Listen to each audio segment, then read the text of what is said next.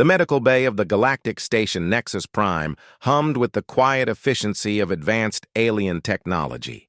Crystalline healing chambers lined the walls, their blue light casting eerie shadows across the pristine white floors. In the corner, 3 human soldiers lay in recovery beds, their bodies wrapped in bio-regenerative bandages that slowly mended wounds that would have been fatal just decades ago.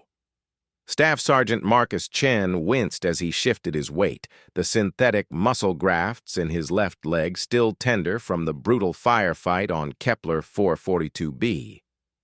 Beside him, Corporal Sarah Rodriguez stared at the ceiling, her right arm immobilized in a neural reconstruction sleeve that sparked occasionally as it rebuilt the severed nerve pathways. The third bed held Private First Class David Kim, unconscious, and breathing through a respiratory assist unit after taking shrapnel to his chest during their last mission. The 3 Green Berets had been evacuated to the station after their reconnaissance mission went sideways. What was supposed to be a simple intelligence-gathering operation turned into a nightmare when they encountered a nest of Vorthak hunters. The insectoid aliens were known for their vicious combat abilities and tendency to take prisoners for their twisted experiments. The human squad had fought for 18 hours straight, holding a defensive position while calling for extraction, facing odds that should have killed them 10 times over. The medical bay doors hissed open, and a group of alien soldiers entered with the swagger of beings who had never known true defeat. Leading them was Commander Zethkar, a towering Coraxian whose scaled hide gleamed under the artificial light. His species had dominated galactic warfare for centuries, their natural armor and enhanced strength making them nearly unstoppable in ground combat. Behind him followed 3 hegemony elite guards, each representing different species, but all sharing the same arrogant demeanor. Zethkar's vertical pupils focused on the injured humans, and his mandibles clicked in what his species considered amusement. The universal translator hanging from his combat harness crackled to life as he spoke. "Look what we have here." His voice carried the typical Coraxian disdain for what they considered inferior species. The mighty human warriors, broken and bandaged like younglings after their first hunt. Lieutenant Vexara, a sleek Zenthari female with silver skin and 4 arms, joined the mockery. Her species prided themselves on their speed and agility, considering themselves the perfect soldiers. I heard these 3 held off an entire Vorthak hunting party for almost a full rotation. Impressive for such a primitive species, though I suspect the reports were exaggerated. The third alien, Captain Thorne of the reptilian Saurian Confederacy, hissed his agreement. Humans always embellish their stories. No doubt they ran at the first sign of real danger and got caught in the retreat. His yellow eyes glittered with malice as he studied the bandaged soldiers. Marcus Chen opened his eyes, his dark gaze steady despite the pain medication flowing through his system. He had been awake for the entire conversation, listening to the aliens mock his team while they recovered from wounds that nearly killed them. The Green Beret had faced down terrorists, enemy soldiers, and nightmares that most beings couldn't imagine, but hearing these pampered station guards insult his brothers in arms stirred something deep and dangerous in his chest. "Sergeant Chen," Zethkar continued, having noticed the human's awareness, "I've read your file. 12 years of service, veteran of the Tau Ceti conflicts, decorated for valor. Yet here you are, defeated by mere scavengers." Chen said nothing, but his jaw tightened almost imperceptibly. The Coraxian took this as fear and pressed on. "Perhaps humans aren't suited for real warfare. Your species lacks the natural advantages that make true warriors. No scales, no enhanced strength, no natural weapons, just soft flesh and stubborn pride." Zethkar leaned closer, his breath reeking of the sulfurous compounds his kind consumed. "Maybe the Galactic Council was wrong to include your kind in the defense forces." Sarah Rodriguez had also awakened during the conversation, though she kept her eyes closed and breathing steady. The corporal was known for her quick temper, but years of Special Forces training had taught her the value of patience and observation. She cataloged every word, every insult, building a mental file that would prove useful later. The aliens continued their verbal assault, emboldened by the humans' apparent helplessness. They spoke of human fragility, questioned their courage, and suggested that perhaps Earth soldiers should be relegated to support roles rather than frontline combat. Each word was carefully chosen to wound pride and destroy morale. What the alien soldiers didn't understand was that they were dealing with Green Berets, soldiers trained not just in combat, but in psychological warfare, survival, and the kind of mental resilience that allowed them to endure torture without breaking. Every insult was noted, every slight remembered, but more importantly, every detail about their tormentors was being absorbed and filed away. Lieutenant Vexara pulled up a holographic display showing the after-action report from Kepler 442b. According to this, U-3 managed to eliminate 47 Vorthak hunters while sustaining these injuries. The math doesn't add up. Vorthak are apex predators, evolved killers. 3 humans, even Special Forces, shouldn't have been able to achieve such results. Unless, Captain Thorne interjected with obvious satisfaction, the humans called in orbital support and are claiming credit for the bombardment kills. The accusation hung in the air like poison. Claiming another unit's kills was considered one of the gravest dishonors in military culture, regardless of species. It was a direct attack on their integrity as soldiers and their honor as warriors. Marcus Chen's eyes snapped open fully now, and for just a moment, Zethkar caught a glimpse of something that made his scaled skin crawl. There was no fear in those dark eyes, no shame or defeat. Instead, there was a cold, calculating intelligence that seemed to be measuring him for something unpleasant. The humans grow angry, Vexara observed with amusement. Perhaps we've struck too close to the truth. But Zethkar was no longer certain. Something about the human sergeant's expression reminded him of the predators from his home world, the shadow stalkers that hunted Caraxian younglings in the deep caves. It was the look of something dangerous pretending to be helpless. The commander shook off the feeling, attributing it to his imagination. These were injured humans, soft-bodied mammals with no natural weapons or armor. What threat could they possibly pose? The medical bay's intercom crackled to life, interrupting the alien's mockery. Attention all personnel. We are receiving an emergency transmission from the research station on Kepler 186F. The facility is under attack by unknown hostiles. All available combat units report to the briefing room immediately. Zethkar straightened with obvious excitement. Here was a chance for real combat.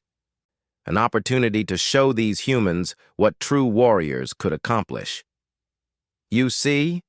While you lie here healing from your failures, real soldiers answer the call to battle.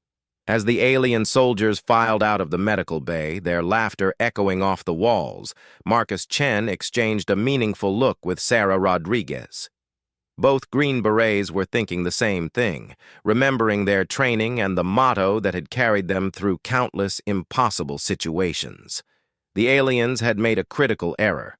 They had mistaken temporary weakness for permanent defeat, medical recovery for cowardice, and worst of all, they had chosen to humiliate soldiers who had dedicated their lives to protecting others, regardless of species.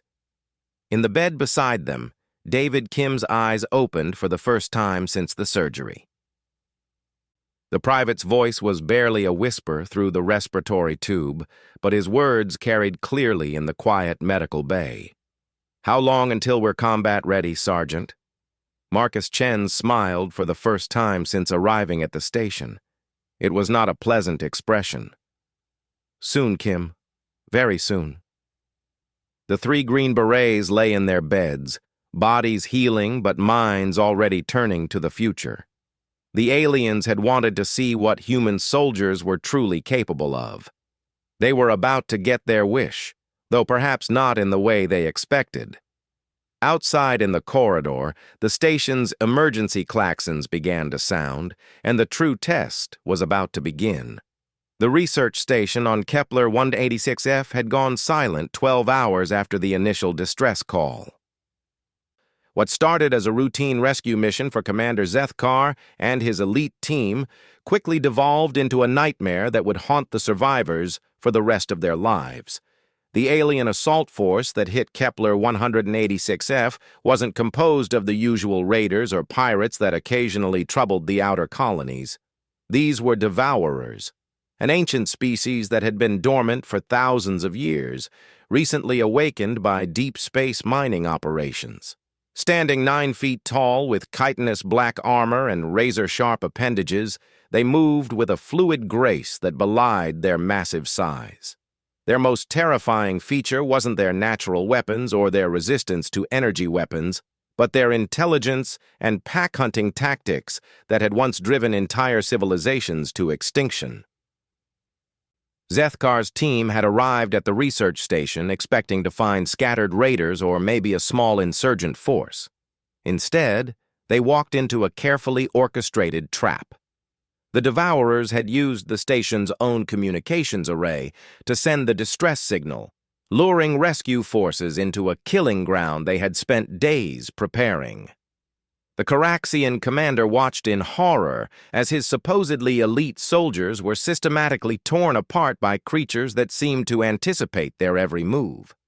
Lieutenant Vexara, so proud of her species' renowned speed, found herself outmaneuvered by beings that moved like liquid shadow. Her 4 arms, capable of wielding multiple weapons simultaneously, proved useless against enemies that struck from impossible angles and vanished before she could return fire. Captain Thorne's heavy armor, forged from the finest materials the Saurian Confederacy could produce, was shredded like paper by claws that could cut through reinforced steel. The reptilian warrior's dying screams echoed through the station's corridors as the Devourers dragged him into the darkness for purposes too horrible to contemplate. Within hours, Zethkar's force of 30 elite soldiers had been reduced to 8 terrified survivors barricaded in the station's control room. The Devourers didn't seem interested in a quick kill. Instead, they played with their prey, cutting off escape routes, disabling systems, and gradually tightening their circle like a noose around the survivors' throats. The commander's hands shook as he tried to establish communication with Nexus Prime. The irony wasn't lost on him that he, who had mocked injured humans just days before, was now desperately calling for help while cowering behind improvised barricades. Nexus Prime, this is Commander Zethkar, requesting immediate evacuation. The station is overrun. We need extraction now. His voice cracked with barely controlled panic, a far cry from the arrogant swagger he had displayed in the medical bay. The response came not from the station's command center, but from an unexpected source. The voice was calm, professional, and utterly human. Commander Zethkar, this is Staff Sergeant Chen. We're en route to your position. Estimated arrival in 6 hours. Zethkar's mandibles clicked in confusion and desperate hope. Sergeant Chen? But you're injured in the medical bay. Not anymore, Commander. Medical cleared us for duty this morning. Seems human physiology responds better to treatment than the doctors expected. The truth was more complex than Chen let on. The 3 Green Berets had indeed healed faster than projected, but they had also convinced the medical staff to release them early by demonstrating their physical capabilities and arguing that their experience with hostile alien species made them essential for the rescue mission. What Chen didn't mention was that the decision to respond had been unanimous among the 3 soldiers, driven not by duty alone, but by a desire to prove exactly what human warriors were capable of. 6 hours felt like an eternity to the survivors on Kepler 186F. The Devourers continued their psychological warfare, occasionally allowing one of their number to be glimpsed in the corridors, keeping the trapped soldiers in a constant state of terror.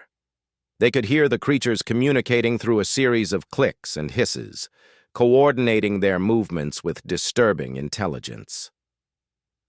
When the rescue ship finally docked with the research station, Zethkar expected to see a full company of human marines, or perhaps a mixed-species assault team. Instead, only 3 figures emerged from the transport, moving with the fluid precision of apex predators. Marcus Chen had dispensed with the standard-issue armor favored by most galactic forces. Instead, he wore form-fitting tactical gear that prioritized mobility over protection, covered in pockets and attachment points for specialized equipment.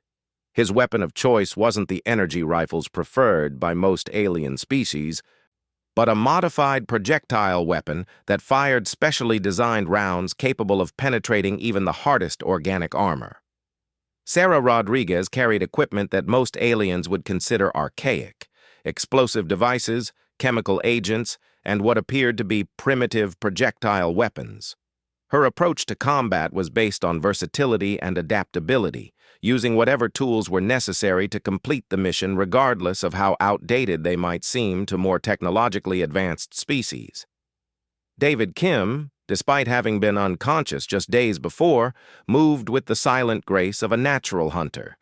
His specialty was close-quarters combat and psychological warfare, skills that had made him invaluable in situations where conventional firepower proved insufficient. The 3 Green Berets entered the station without fanfare or dramatic speeches. They simply began working their way through the corridors with methodical precision, clearing each section with techniques that seemed impossibly primitive yet devastatingly effective. The Devourers, confident in their superiority over the previous invasion force, initially treated the humans as they had the alien soldiers, prey to be hunted and killed at leisure. Their first encounter with the Green Berets shattered that assumption permanently. Chen's team had studied the after-action reports from the failed rescue attempt, analyzing every detail of how the Devourers fought and identifying their strengths and weaknesses. They knew that these creatures relied on speed, stealth, and their ability to strike from unexpected angles. The humans' response was to eliminate those advantages entirely. Rodriguez deployed a network of motion sensors and chemical markers throughout the sections they cleared, creating a detection grid that made stealth impossible. Kim used psychological warfare tactics, playing recordings of Devourer distress calls to confuse their communication and create false targets. Chen coordinated their movements with precision that seemed almost supernatural, anticipating the creature's responses and positioning his team to maximum advantage. The first Devourer to attack the humans died before it realized the threat these new opponents represented. Chen's specialized rounds punched through its chitinous armor as if it were cardboard, while Rodriguez's explosive charges turned its speed into a liability as it triggered carefully placed traps. As the Green Berets advanced through the station, they left behind a trail of dead Devourers and increasing confusion among the survivors. These creatures, which had dominated galactic warfare for millennia before their dormancy, found themselves outthought and outfought by beings they had initially dismissed as insignificant. The psychological impact on the trapped alien soldiers was almost as significant as the tactical victory.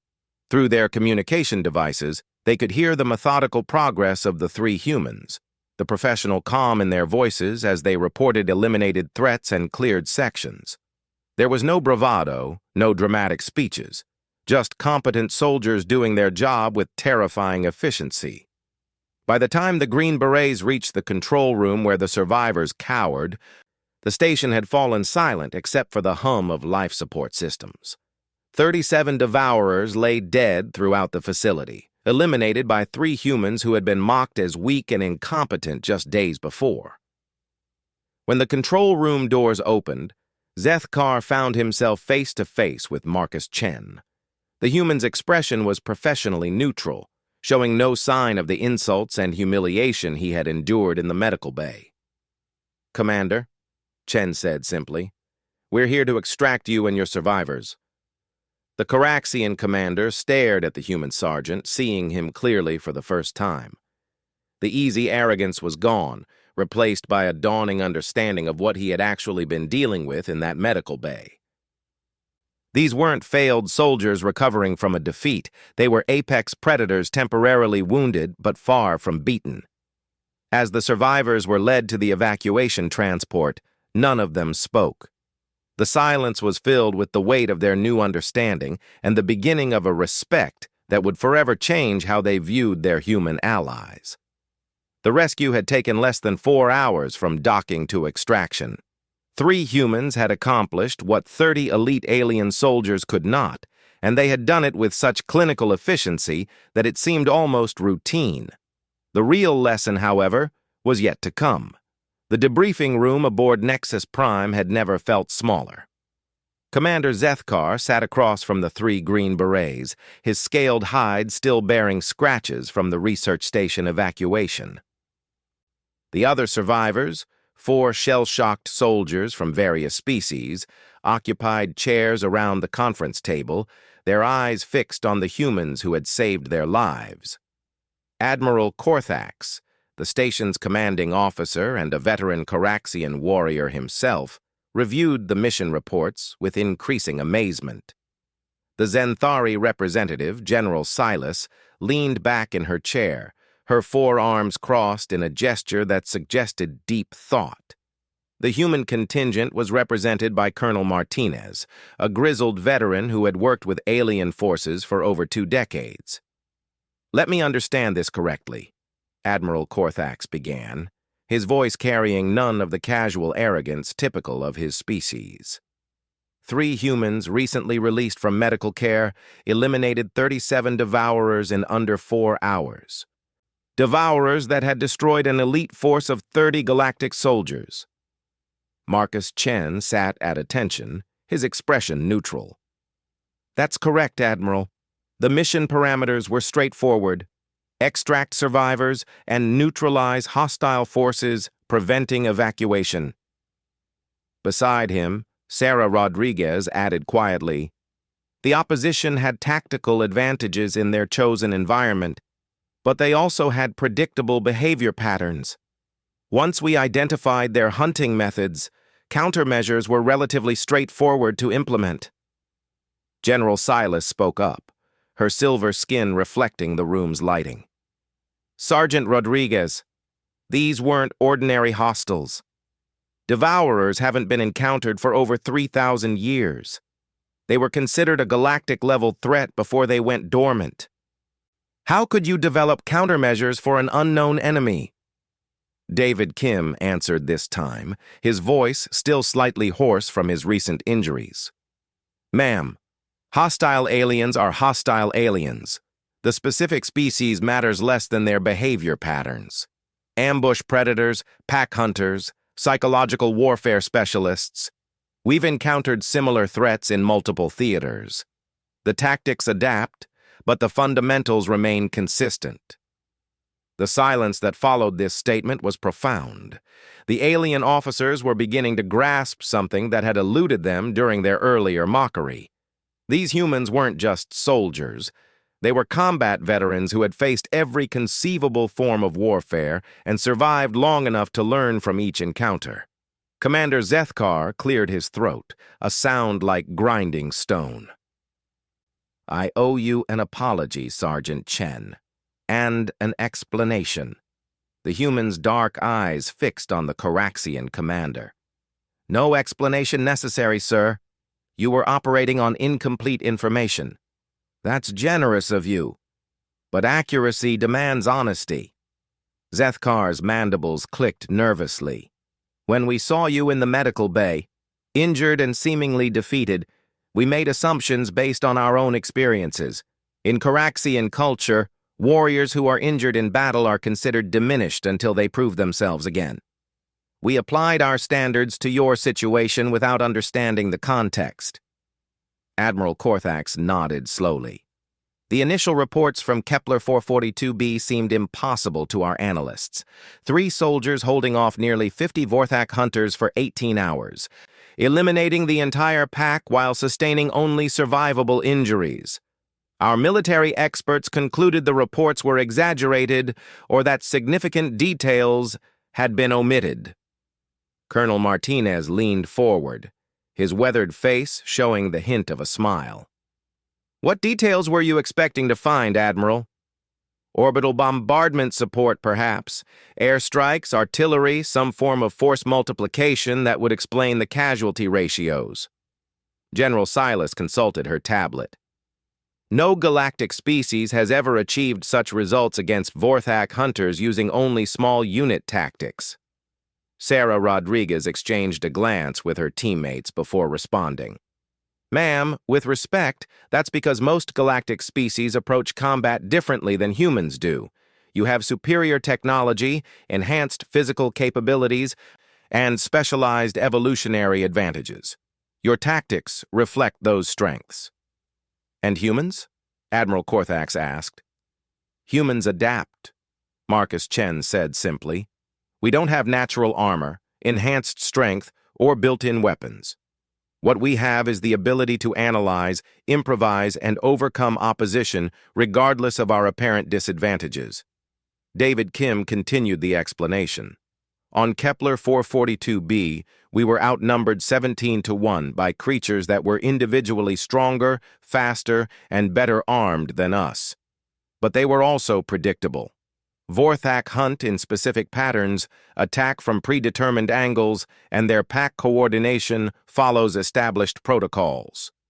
So we turned their strengths into weaknesses," Rodriguez added. "Their speed became liability when we channeled them into kill zones. Their pack coordination became vulnerability when we disrupted their communication. Their superior numbers became a disadvantage when we forced them to attack through narrow approaches where only 1 or 2 could engage us at a time." The alien officers struggled to process this information. Their species had evolved specific advantages that made them formidable warriors, and their tactics had developed around maximizing those natural gifts. The concept of deliberately working around disadvantages rather than relying on inherent strengths was almost alien to their thinking. Commander Zethkar spoke slowly, as if testing each word. "You're saying that human military doctrine is based on the assumption that you will face superior opponents?" "Not just superior," Chen replied. "Unknown. Every engagement is against enemies we might never have encountered before, with capabilities we might not understand, using tactics we can only guess at. We train for asymmetric warfare because symmetric warfare usually means we lose." Colonel Martinez pulled up a holographic display showing human military history. "Gentlemen, human warfare has never been fair. We fought animals larger and stronger than ourselves, enemies with better technology, opponents with superior numbers, adversaries with environmental advantages we couldn't match.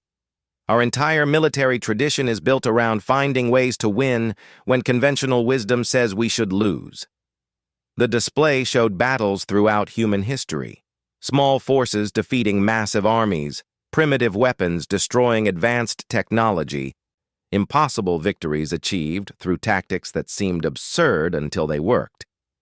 General Silas studied the historical data with fascination. "Your species has been practicing asymmetric warfare for its entire existence.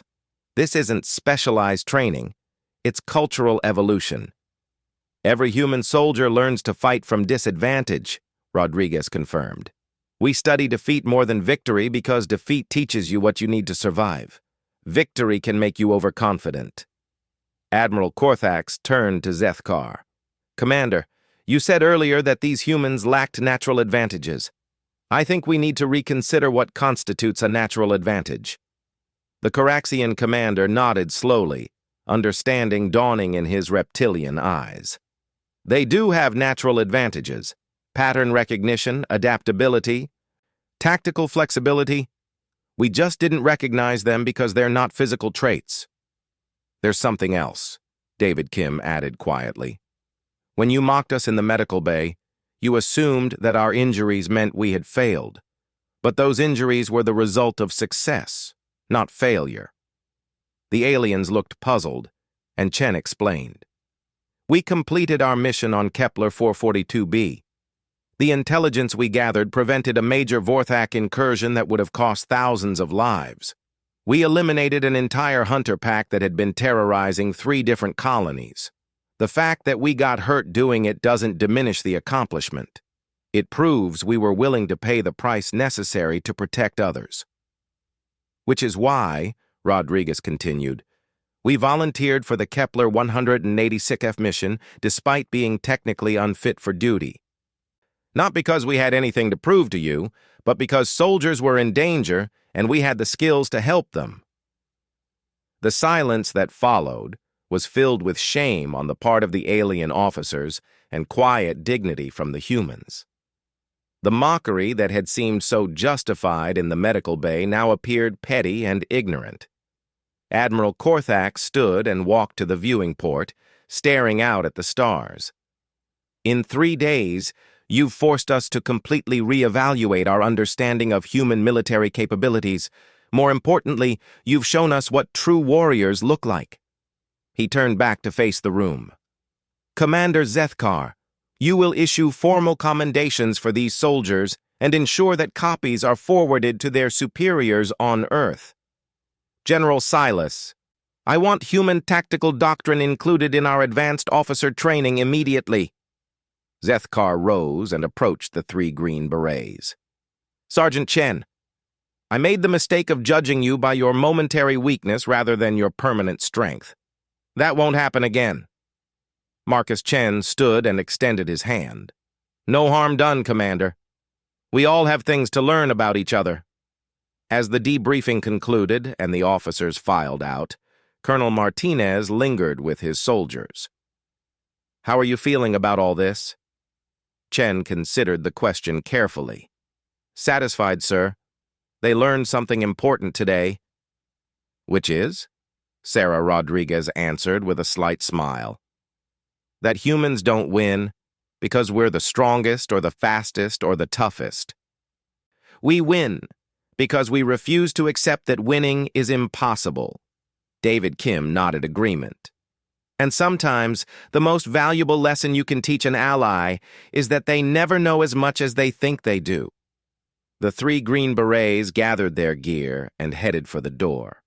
Tomorrow would bring new missions, new challenges, and probably new opportunities to prove that human determination was worth far more than alien assumptions. Behind them, the viewing port showed the vast expanse of space where countless species lived and worked together, united in their common defense against the darkness.